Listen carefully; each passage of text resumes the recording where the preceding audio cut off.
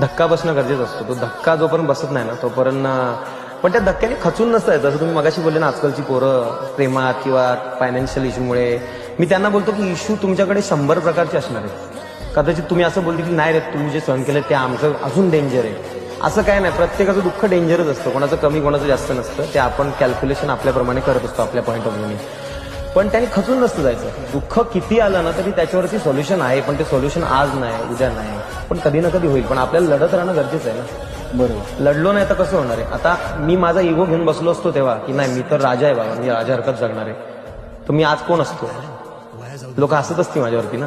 त्या टायमाला जी लोक माझ्यावर हसत होती किंवा जी लोक मला जज करत होती की हा काय करू शकणार नाही, आज ती लोक प्रेम करतायत, त्यांना मी प्राऊड फील करवलंय, त्यांचे मी विचार बदलले. हेच एक प्रकारचं सक्सेस असतं की आपण एवढी वर्ष स्ट्रगल केली, आपल्या आईबाबांनी आपला विश्वास दाखवला आणि आज त्यांच्या विश्वासावरती आपण खरे उतरले आहोत. बाबांनी मला एक डायलॉग मारलेला की तू स्वतःच्या जीवावरती एक सायकल घेऊन दाखव. मी बाबांना डायलॉग मारतो आता, तुम्हाला कोणती गाडी पाहिजे बघा.